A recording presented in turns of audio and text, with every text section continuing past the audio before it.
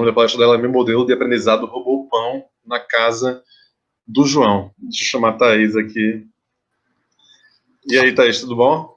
Oi, pessoal, tudo bem? Oi, Cadu. Tudo certinho. Como é que você tá? Tá bem por aí? Tá bem, né? O Gomes acabou de falar como é a vida aqui no Rio. Mas é isso, vivendo a pandemia. Vamos em frente. Obrigado por estar aqui, obrigado pelo teu tempo. E fique à vontade, você pode compartilhar a sua tela depois e aí eu vou te ajudando daqui, tá bom? Qualquer problema que você tiver, é só me chamar. Show Valeu. de bola. Obrigada, Cadu. Deixa eu compartilhar aqui, galera.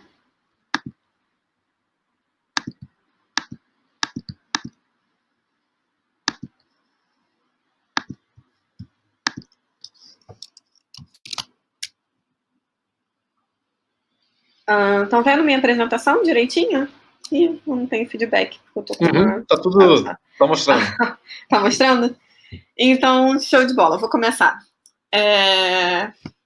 A minha palestra hoje é Ética em Algoritmos de Aprendizado de Máquina. Mas primeiro eu gostaria de agradecer ao Cadu, a Vinta, pelo convite. Eu tenho acompanhado a semana inteira as palestras e tem dado aquele sentimentinho gostoso de ver a carinha de vocês ali na barra de comentários de todas as palestras. E esse evento virtual tem sido muito legal. E tem sido muito legal também pelas arrecadações que a Vinta fez para ajudar a galera. Então, estou muito feliz com o convite. Muito obrigada. Eu apelidei essa palestra de Meu Algoritmo Roubou Pão na Casa do João. Durante essa palestra, a gente vai conversar sobre como que a responsabilidade do resultado gerado por um algoritmo de machine learning. Então, essa ideia do tipo, meu algoritmo roubou pão na casa do João, quem foi? Eu sim, eu não. Antes de tudo, eu vou me apresentar. Eu sou mestre em modelos de arquitetura e sistemas inteligentes no PPGI e UFRJ. Já faz um tempinho. Eu também sou sócia e gerente de projetos na Grama. Sou professora de engenharia da computação no Instituto Infinet, no Rio. E eu sou diretora de tecnologia da PIB. Se você é pythonista, se você trabalha com Python, procura lá o nosso site do Python.org Brasil. Se associa. Eu acho que o Gustavo andou falando durante a semana sobre a PIB. E a PIB tem um trabalho muito legal. Se você quiser fazer alguma coisa com os nossos repositórios no GitHub, só me gritar no Twitter que a gente está aí para facilitar a vida de vocês.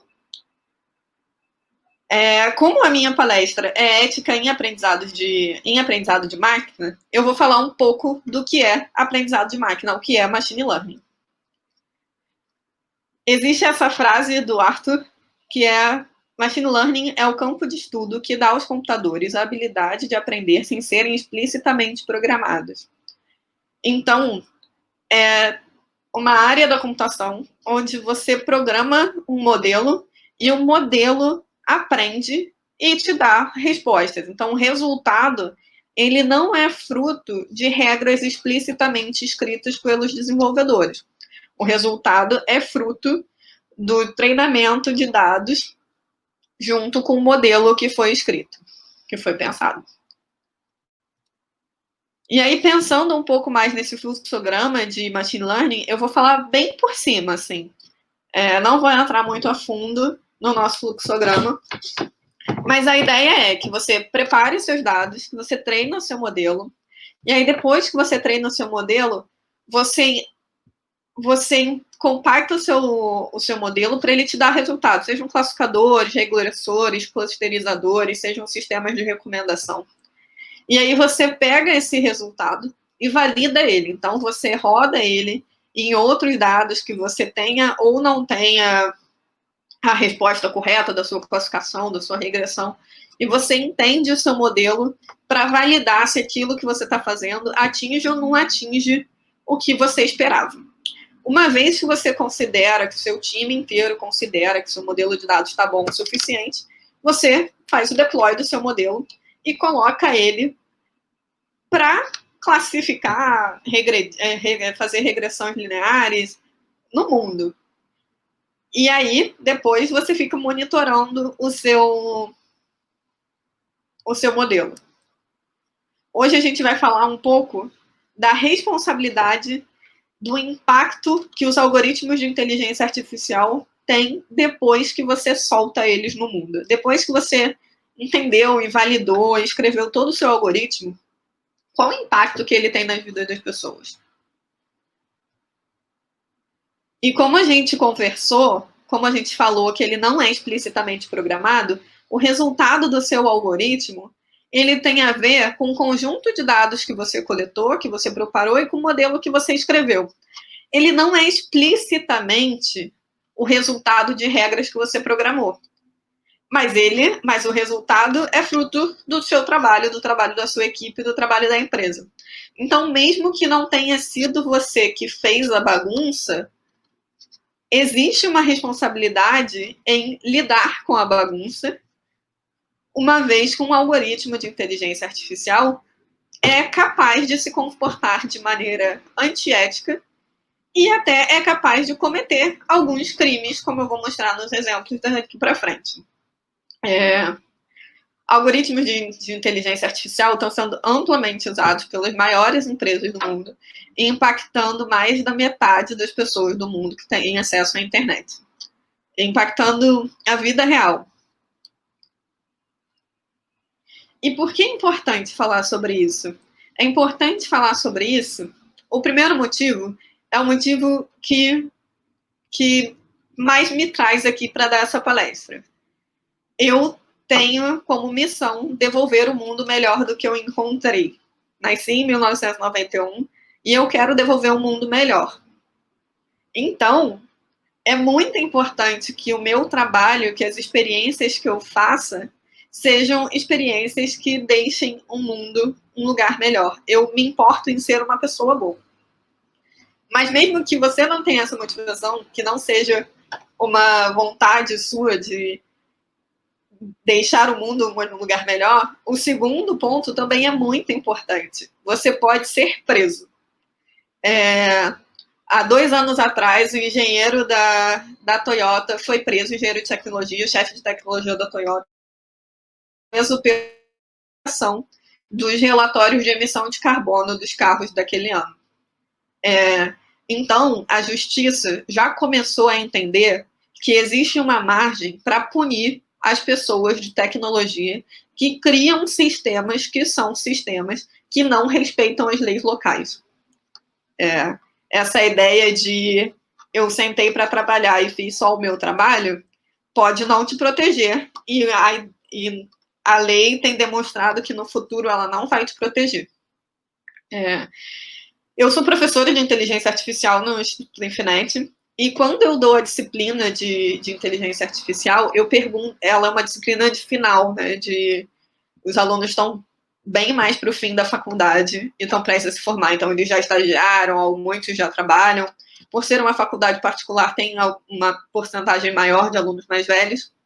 E eu sempre faço a pergunta de quantos de vocês já se depararam com alguma situação antiética no trabalho, mas antiética onde você é pedido para tomar uma decisão técnica que não leve ao caminho ético, que seja um possível crime.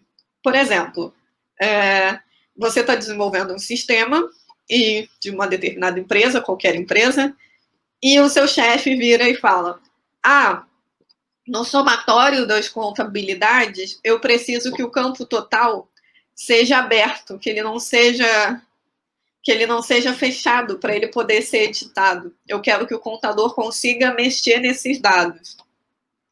Eu preciso que nessa listagem de produtos aqui do e-commerce, você marque um booleano para só alguns deles emitirem notas fiscais. Todas essas frases são frases que muitos desenvolvedores já escutaram. E muitos desses pedidos são repetitivos. Então, na nossa vida como desenvolvedor, como desenvolvedora, se você já trabalha mais de 5, 10 anos, provavelmente você já viveu alguma situação onde você foi pedido para fazer algo que não está completamente de acordo com as nossas leis brasileiras. E é importante a gente conversar sobre ética no machine learning, mas lembrar que ela não é tão diferente da ética na computação como um todo. E que nós precisamos, de fato, nos preocuparmos com a nossa profissão, a ponto de que nós vamos continuar recebendo esses pedidos e qual o nosso comportamento frente a eles. E aí eu vou entrar no problema de machine learning. Existe um problema. O problema existe. Os algoritmos de machine learning que são usados hoje em dia, eles têm viés discriminatório. Muitas universidades do mundo têm publicado artigos sobre isso. Muitos jornais já fizeram diversas reportagens sobre isso. E eu vou passar por alguns. Não vou passar por todos, vou passar só pelos mais recentes. Então eu vou falar coisa de 2018 para cá. E o volume de problemas que eu vou contar existe muito e muito e muito mais fora dessa apresentação. Mas vai dar para dar uma ideia de que o problema existe e que a gente precisa conversar sobre ele e que a ignorância não é uma bênção. Então, eu preciso estar ciente do problema, a gente precisa conversar sobre ele. Nós desenvolvedores, nós que entendemos código, representamos uma faixa de 3% da população mundial. Nós que somos desenvolvedores, que entendem de machine learning, que já fizemos um modelo de treinamento, já fizemos uma classificação, já fizemos uma regressão, já demos deploy de um modelo que de fato usa inteligência artificial num produto sendo usado por outras pessoas, nós representamos 0,01% da população mundial.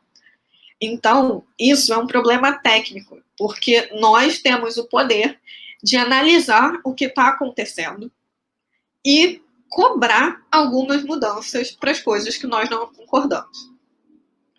Então, o primeiro problema que eu vou citar é o problema das propagandas do Facebook. O Facebook, ele foi denunciado por fazer propagandas de target diferenciado, discriminatório para pessoas brancas e pessoas negras. O que acontece?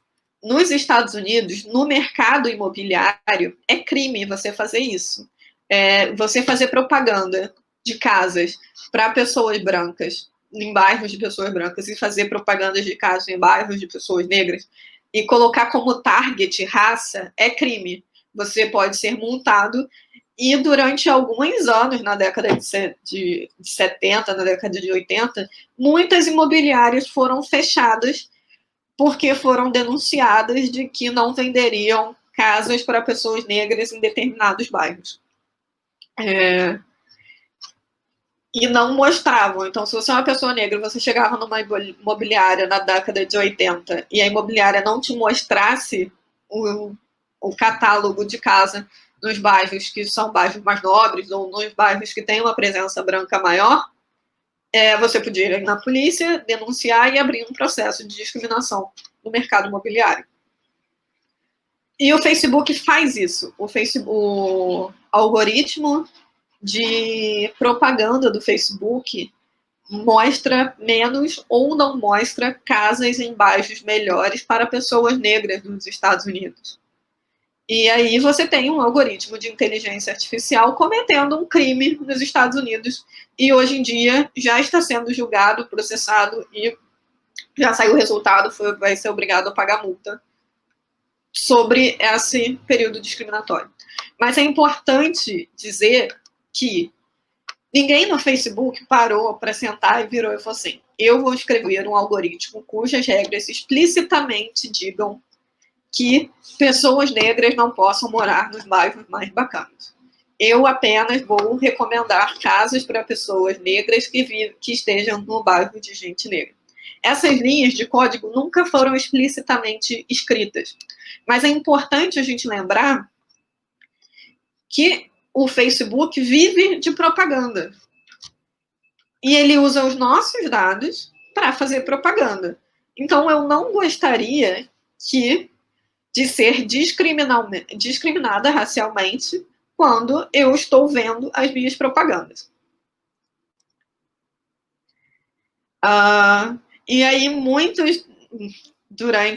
desde 2018 até 2020, muitos jornais, muitas faculdades, de fato denunciaram o Facebook tanto por discriminação de gênero quanto de discriminação de raça nas suas propagandas.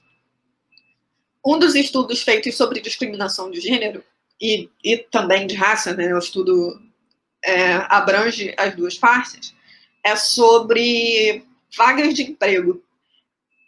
Então, pessoas brancas eram recomendadas vagas de emprego que pagassem mais.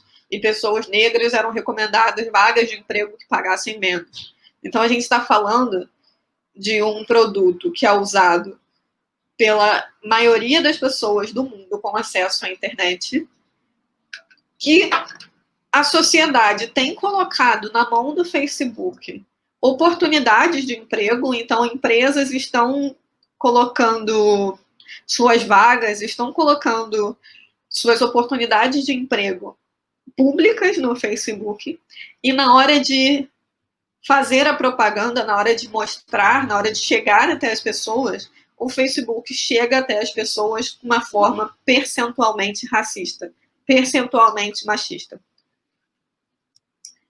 Então, em março de 2019, depois de muita briga, depois de muitos artigos escritos, o CEO do Facebook decidiu que ele iria parar de fazer propaganda usando as categorias de gênero, raça ou idade de grupo. Só que isso foi feito em março, e em abril já foram publicadas novas pesquisas que o estereotipo de gênero e de raça continuou acontecendo na máquina de propaganda do Facebook. E aí você vira e fala assim, mas eles anunciaram em março, em abril pegaram, quer dizer que eles ainda não tiveram tempo de desenvolver. Tá, mas agora a gente está em junho de 2020 e algumas outras faculdades já publicaram artigos falando que a máquina de propaganda do Facebook continua levando em consideração essas características, essas categorias. E aí é importante falar que quando a gente está falando de propaganda e de mudanças no motor de inteligência artificial de uma empresa como o Facebook, a gente está falando de um algoritmo que é responsável por 56 bilhões de dólares ano passado só em propagandas. Então, 56 bilhões de dólares ao ano, dá para entender, dá para ter uma noção que o Facebook, ele realmente está tentando otimizar umas métricas de propaganda, de conversão de venda, mais do que ele está se importando em ter um algoritmo de propaganda, de advertising, que seja justo, que seja claro, que seja representativo. E esse não é o único problema. Em 2018, alguns estudos foram feitos sobre a tradução usando o aprendizado de máquina do motor do Google. Para explicar bem o que acontece nesse caso, as línguas húngaras, turcas e algumas outras linguagens, elas têm um pronome pessoal que não leva gênero em consideração. Então, esse O com tio, edi, ele representa um pronome pessoal que, na hora que ele é traduzido gramaticalmente para o inglês ou para o português, ele é traduzido para linguagens que não possuam um pronome pessoal desassociado a gênero. Acontece isso. Quando eu falo que a profissão é enfermagem, o Google decide usar ela enfermeira. Quando a profissão é cientista, o Google decide pegar algo que não tinha gênero antes e traduzir para ele é cientista. Quando a profissão é engenharia, ele é engenheiro.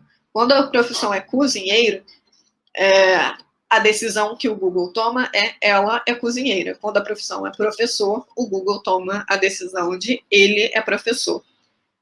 A mesma coisa para organizadora de casamento e CEO.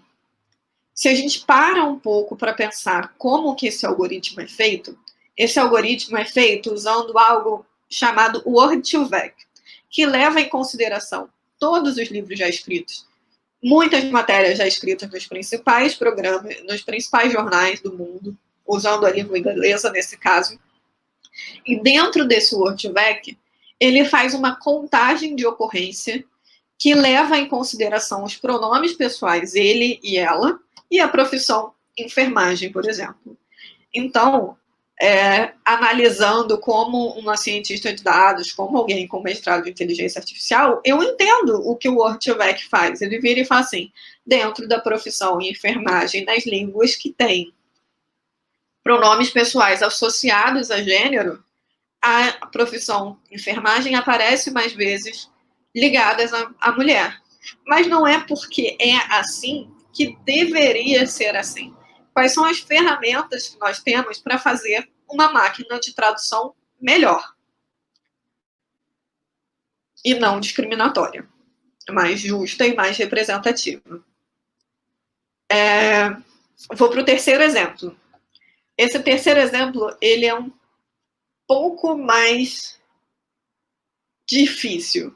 A palestra do Gomes foi extremamente essencial e ela comunica muito bem com esse exemplo. O ProPublica, ele escreveu um relatório que eu recomendo que todo mundo leia, que fala sobre o algoritmo para ranquear o risco que pessoas são presas nos Estados Unidos. Então, ali em 2013 e 2014, vários estados dos Estados Unidos começaram a usar um auxílio para os juízes declararem suas sentenças. Então, como é que funciona? Os juízes, quando você é preso nos Estados Unidos, te fazem um monte de perguntinha, te colocam no sistema. Um sistema de inteligência artificial roda nessas perguntas e classifica você de acordo com o risco de 1 até 10, onde 1 é o mais alto e 10 é o mais baixo. E aí, dependendo de como esse risco é classificado, leva em consideração quanto que as pessoas vão ficar presas. Então, quão grande vão ser as penas dadas. E isso é usado em diversos estados dos Estados Unidos. E o ProPublica fez um relatório de qual foi o crime cometido por pessoas brancas e negras, qual foi o risco que ela recebeu e o que aconteceu depois. Então, esse artigo publicado, ele tem exemplos muito fortes e muito bons que vale muito a pena ler. Mas o que eu vou ressaltar aqui é a diferença com que pessoas negras e pessoas brancas são classificadas como maior risco. Então, eles fizeram esse cálculo. Na verdade, esse cálculo foi feito por um laboratório de pesquisa de inteligência artificial. E aí, pessoas brancas marcadas com alto risco, que não reofenderam, comparado com pessoas negras, que foram taxadas como pessoas de alto risco, que não cometeram nenhum crime depois. Então, quer dizer que quase a metade, 50% das pessoas marcadas como alto risco e são negras, não reofenderam. E quando você olha o outro extremo, quando você vira e fala pessoas que foram marcadas como baixo risco e, de fato, cometeram outro crime, a lei ela é mais branda a pessoas brancas.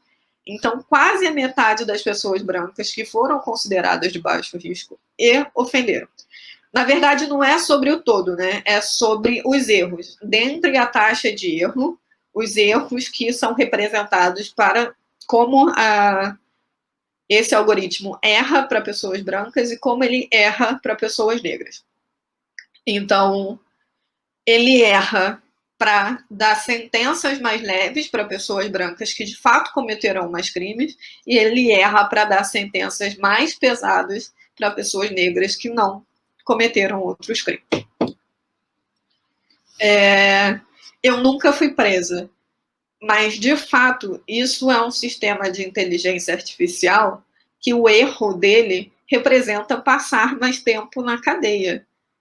E ser preso aparentemente não é uma experiência positiva, não é uma experiência legal. Então, nesse caso, qualquer pequeno erro de risco de classificação, ele impacta muito a vida dessas pessoas, porque pode significar um dia, 1 ano, 2 anos a mais na cadeia.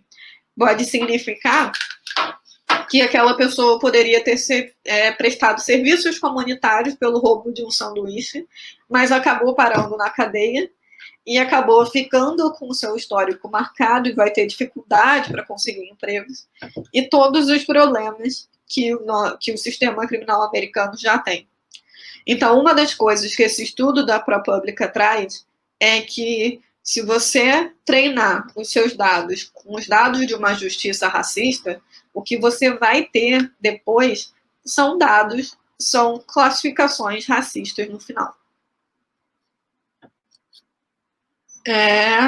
Esse é o último exemplo que eu vou dar, que é o exemplo de um ex-funcionário do YouTube que traz algumas questões sobre o motor de recomendação do YouTube. Esse funcionário é o Guilherme Chaslow. A primeira denúncia dele foi o descrédito da mídia tradicional. O Guilherme, ele fala que ele fez vários estudos e ele tem várias entrevistas, um TEDx, e ele escreveu um artigo bem grande para o New York Times, onde ele fala que o motor de recomendação do YouTube durante vários anos, eu estou falando dos últimos 5 anos, propositalmente recomendava conteúdos que dessem descrédito à mídia tradicional, para que as pessoas passassem mais tempo no YouTube e mais tempo na internet. Porque quanto mais tempo você passa no YouTube, mais dinheiro o YouTube ganha.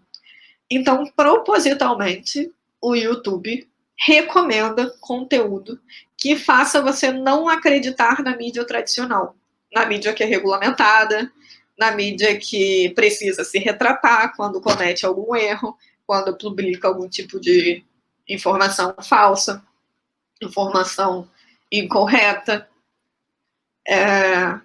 Então, no mundo inteiro, o descrédito da mídia tradicional veio acontecendo.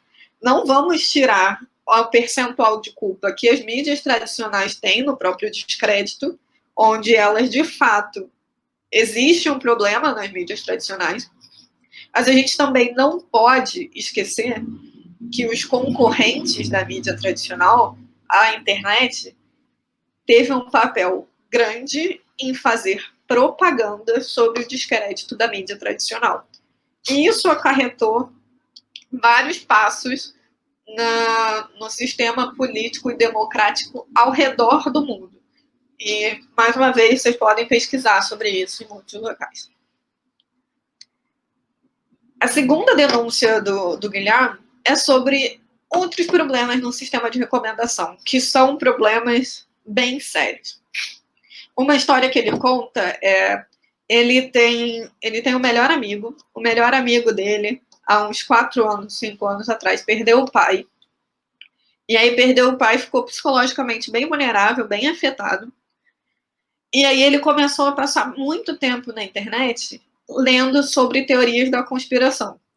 E aí, esse tempo da internet em que ele ficou sendo bombardeado, e o Guilherme usa a frase assediado por conteúdos de teorias das conspirações, conteúdos conspiracionistas, fez com que esse amigo dele, de fato, tivesse a vida social dele sendo cada vez mais degradado. Então, ele falava menos com as pessoas, ele confiava menos na mídia tradicional, ele confiava menos nas instituições públicas, menos no governo, menos na polícia.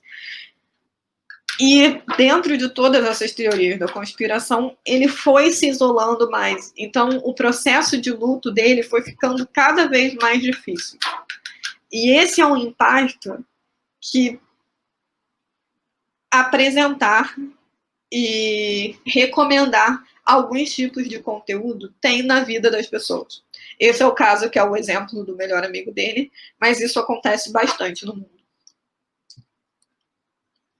E quando a gente fala bastante no mundo, eu quero dizer que 70% do conteúdo que é consumido no YouTube, 70% dos vídeos que são dados play no YouTube, são vídeos que não foram explicitamente buscados por aquilo.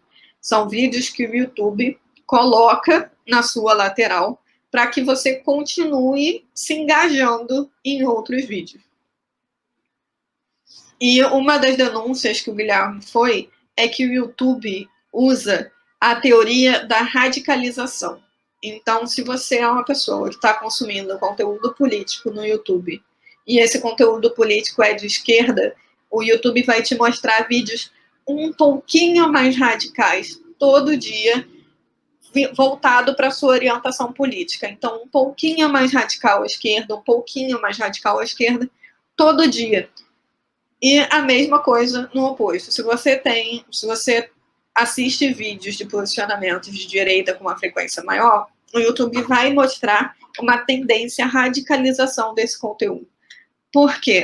Porque conteúdos radicais, ele mexe mais com o seu emocional. Você fica mais afoito, mais engajado de fato, e você tende a mergulhar mais naquele conteúdo e ficar mais tempo no YouTube, dessa forma vendo mais propagandas e dando mais dinheiro para o YouTube. E a radicalização da sociedade nos últimos 5 anos, que a gente consegue acompanhar pelos noticiários, também existe um percentual de culpa desses algoritmos de inteligência artificial. E aí, quando a gente fala de machine learning, quando a gente fala de ética, a gente precisa conversar sobre qual é a diferença do YouTube estar guardando esse conteúdo, ser de fato um banco de dados de vídeo, e do YouTube estar recomendando esse conteúdo, estar fazendo propaganda desse conteúdo.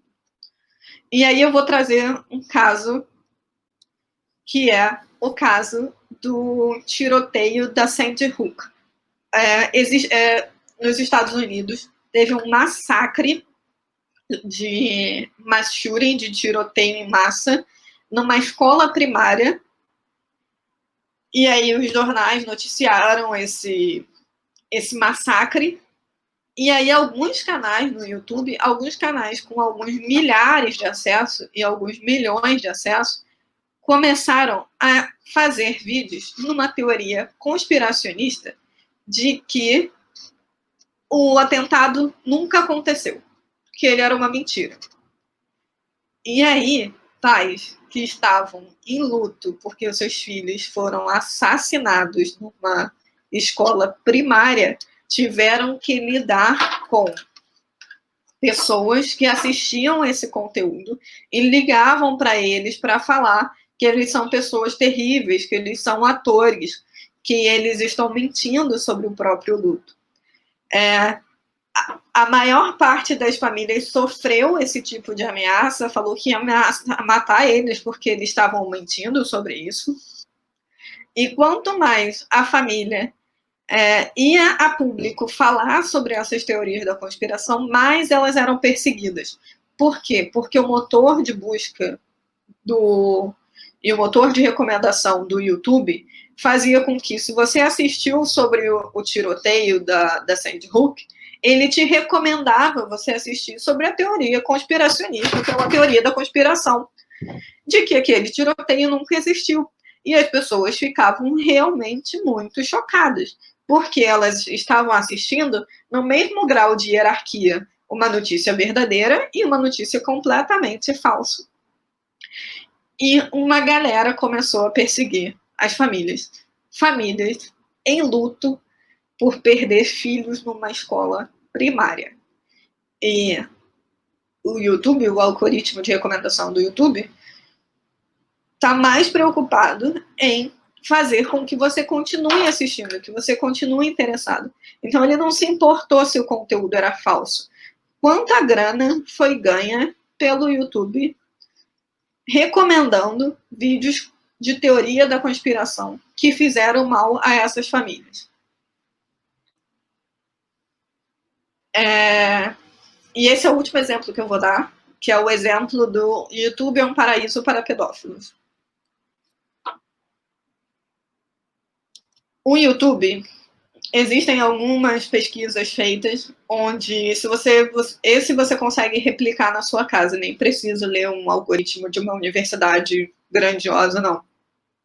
Se você cria uma conta falsa hoje do Google e você entra no YouTube e você começa a assistir vídeo de criança, então coloca no YouTube vídeo de criança tomando banho de mangueira, vídeo de criança na praia, vídeo de criança sem a parte de cima do biquíni na praia. E se você continua vendo esses vídeos na sua playlist de recomendação, o YouTube consegue montar até uma lista de 6 horas de crianças tomando banho de mangueira, crianças na praia, e cada vez crianças mais novas e usando cada vez menos roupa. Então, existe uma diferença entre custear conteúdo e recomendar conteúdo. E no caso da pedofilia, existe uma diferença entre recomendar conteúdo de crianças numa playlist que dura 6 horas de criança tomando banho de mangueira. E eu não vou deixar ninguém aqui falar que os pais dessas crianças deveriam ter posto esse vídeo de modo privado, se eles colocaram publicamente na internet e aceitaram os termos de condição. Tá claro que o YouTube pode montar uma playlist de 6 horas para pedófilo porque tá no termo de condição. Não vou permitir que isso aconteça aqui. Porque não tá claro. Não tá claro para quem usa essas ferramentas de que isso pode acontecer, porque não estão conversando sobre isso.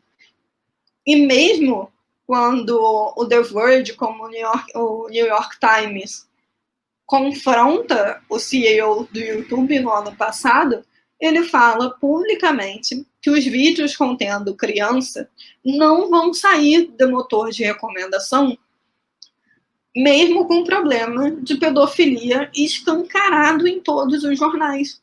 Porque é mais importante fazer dinheiro com os vídeos de criança do que proteger nossas crianças dos pedófilos. Então, às vezes, quando a gente está conversando sobre ética em aprendizado de máquina, a gente não está falando com alguém que está levando em consideração a mesma coisa que a gente está levando, que é proteger as nossas crianças. Às vezes, a outra pessoa, que é o diretor do YouTube, está pensando em como fazer mais dinheiro. Não está pensando em como proteger as pessoas de teorias da teoria de conspiração. E aí você pode virar e falar, mas e eu com isso? Esses problemas existem e o que eu posso fazer? Qual que é a minha porcentagem nisso? Bem, se você trabalha com machine learning, se você é um cientista de dados, se você é capaz de entender como que esses algoritmos funcionam e você é capaz de se posicionar sobre como você acha que esses resultados deveriam ser tratados pela sociedade, a primeira coisa que você tem que fazer é dar visibilidade a isso, é começar a conversar sobre isso. E além de começar a conversar sobre isso, nós trabalhamos com isso, nós somos cientistas de dados. Então, no meu projeto, que não é um motor de recomendação do YouTube, como que eu posso me certificar que eu estou fazendo um projeto que seja justo, que seja representativo, que seja claro, que seja legal, que não cometa nenhum crime? O que eu posso fazer se é essa mágica do modelo preditivo que acontece por debaixo dos panos.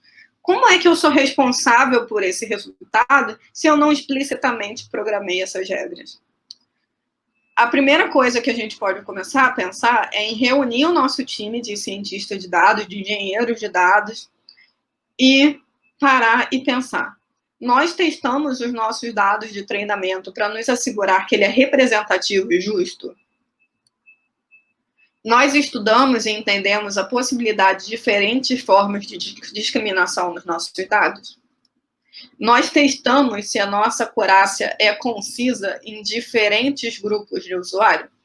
Então, aquele exemplo que eu mostrei da nossa taxa de erro das pessoas sendo classificadas com alto risco e menos risco no ProPublica, aquilo foi averiguado antes da deploy e, de fato, impactar as vidas das pessoas? E quando eu falo de erro, eu estou falando de, como esse caso aqui que eu trouxe da BBC. O reconhecimento facial, ele falha em diferentes raças, e principalmente em pessoas negras, e é o que diz um estudo governamental. E aí, quando eu digo falha, eu não estou falando, o algoritmo não consegue entender pessoas negras, então pessoas negras não serão classificadas por esse algoritmo. Não, eu estou falando que a câmera existe, que ela está na rua, ela está olhando o rosto de todo mundo, e ela falha num percentual em te dizer que você é alguém que você não é, que você é procurado pela justiça, que outra pessoa cometeu um crime, e ele erra mais ao dizer que você é parecido com outro criminoso negro procurado. E aí, se você passa na frente de uma câmera dessa, o alarme da polícia é acionado, você é preso, você pode ser morto por reagir, por não estar entendendo o que aconteceu. E, além disso, você vai passar o dia inteiro na cadeia, na delegacia, e contratar advogados para até você conseguir provar que focinho de porco não é tomada, por causa de um algoritmo de inteligência artificial. Então, o impacto negativo na vida de pessoas negras não é só o algoritmo falha. O impacto negativo é, de fato, ser levado preso por crimes que não cometeu. E aí, outra pergunta que você pode fazer para o seu time é se ele é um time diverso em opiniões, histórias e tipos de pensamento. Se a gente fala de diversidade nos últimos anos, já está ficando até batido. Virar e falar assim, o seu time é diverso?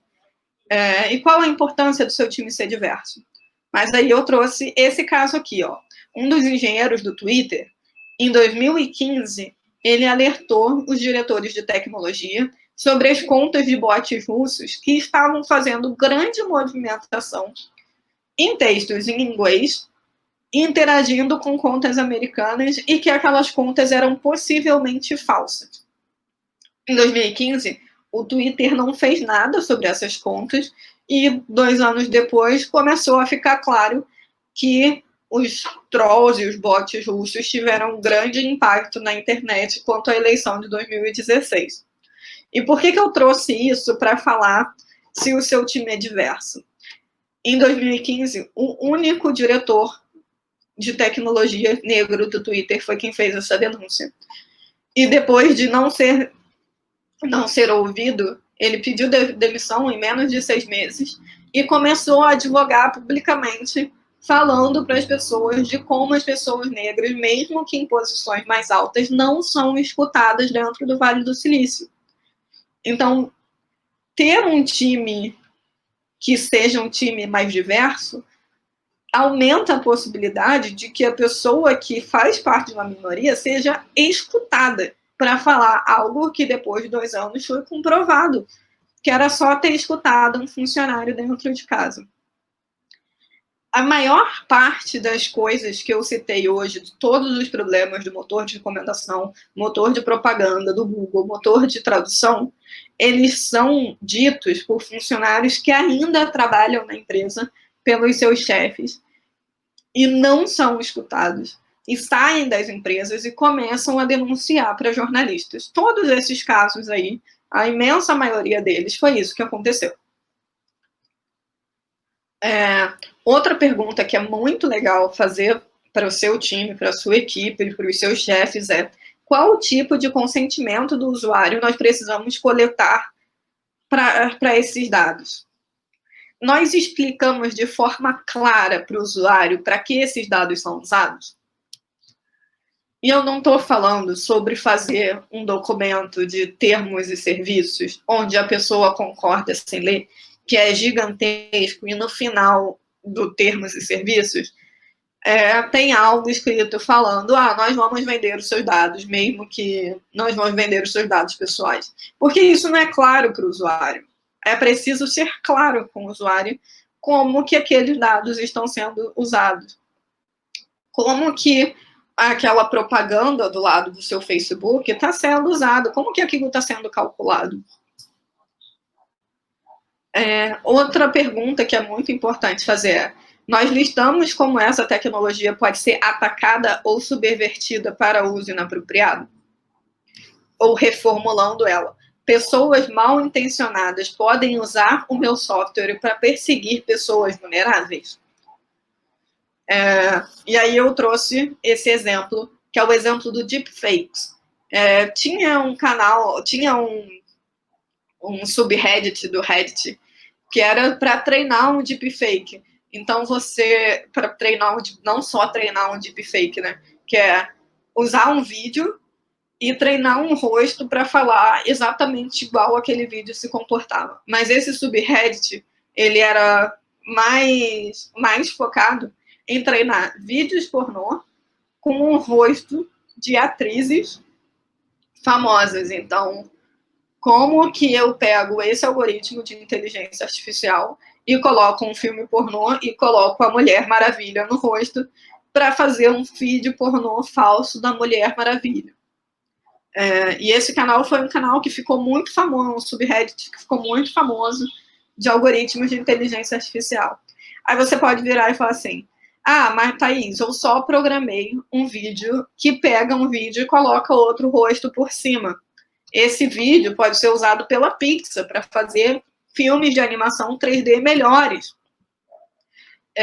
Eu não tenho responsabilidade quando as outras pessoas usam o meu código e fazem coisas que são perseguir pessoas. Realmente, tecnicamente, juridicamente, você não tem responsabilidade sobre quando um adolescente pega esse deepfake e coloca a ex-namoradinha ou coloca uma colega de turma.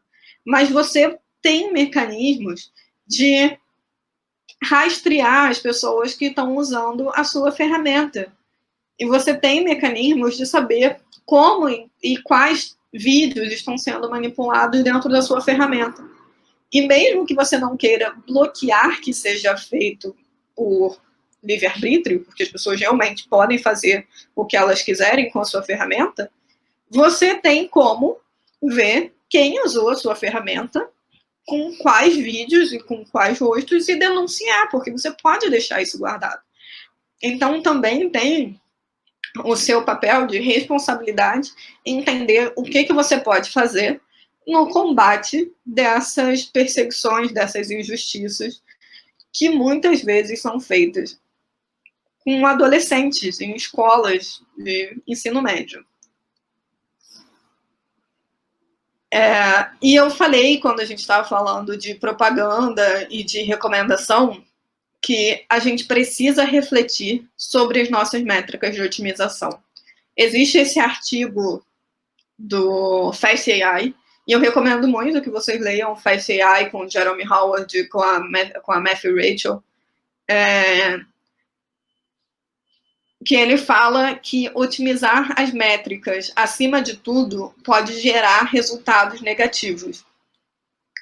E aí, nesse artigo, eles vão explicando como que otimizar o engajamento do YouTube pode ter pode ter sido o maior instrumento de radicalização do século XXI.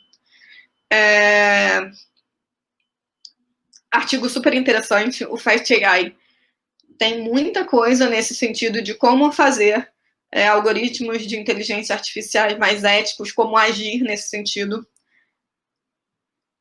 E eu acredito que é algo que nós possamos fazer. Eu, como professora de inteligência artificial, eu ensino inteligência artificial a fazer os algoritmos e eu também ensino a como fazer algoritmos mais justos dentro de sala de aula.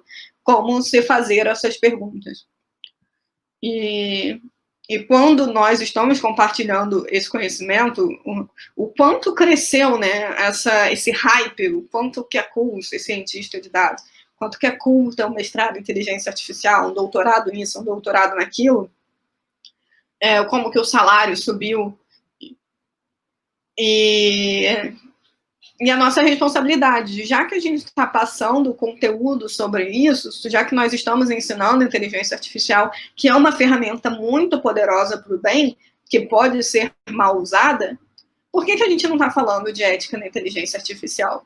E pessoas grandes, como Jerome Howard, que foi o fundador do Kaggle, já começou a falar, já começou a bater nessa tecla de quanto é importante a gente discutir sobre ética na inteligência artificial.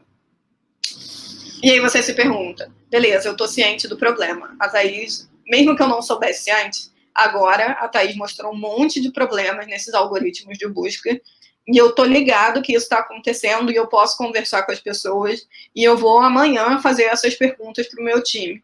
Mas eu preciso fazer tudo isso sozinho? Não tem mais ninguém trabalhando nisso no mundo?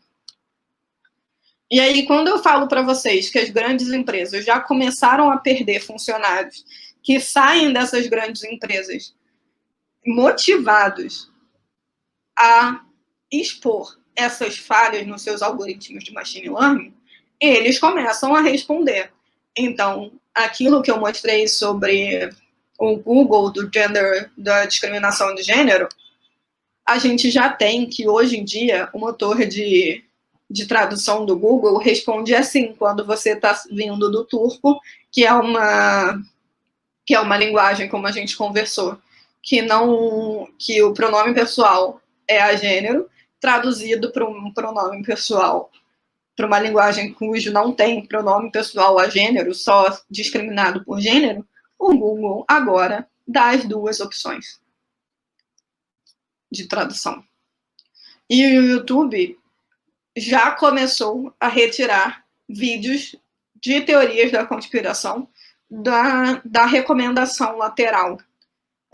Eles ainda não resolveram o problema com as crianças, que eu considero muito mais sério do que o problema da teoria das conspirações, mas isso é uma opinião minha, e qualquer avanço é um avanço. Então, se um dos maiores hosts de conteúdo do mundo já vai diminuir a quantidade de vídeos de teoria da conspiração que são recomendados para as pessoas, já é um passo a mais de uma sociedade melhor que a gente tem. E é um passo que só foi conseguido porque outros cientistas de dados olharam para esse trabalho de inteligência artificial que está sendo feito e resolveram criticar, resolveram avaliar, resolveram expor para grandes jornais. Era isso que eu tinha para trazer para vocês hoje. Eu espero que vocês tenham gostado. Eu sou a Thaís Viana. Se vocês quiserem me perguntar coisas que não couber aqui, pode me chamar lá no Twitter, que é o @ThaísViana. Valeu, Thaís. Esse é um assunto que me interessa muito. Realmente é um grande problema. Vamos trazer as perguntas aqui. Quem não fez ainda pode fazer. Isso já tem algumas. Eu vou começar aqui com a primeira, mais votada. Visto que esses algoritmos já estão em uso na vida real e influenciando as pessoas, o que pode ser feito para reverter esse quadro e termos uma internet mais livre, mais segura, no caso? Pressão pública, né?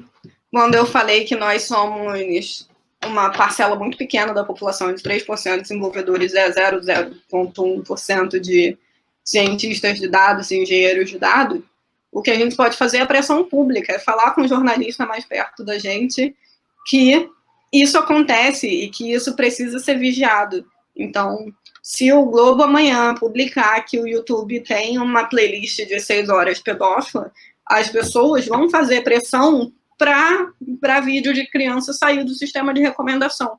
E a única arma que a gente tem é a pressão pública. Existe alguma iniciativa, manifesto, que possa nos dar um norte para identificar melhor e não deixar esses modelos cometerem esses erros?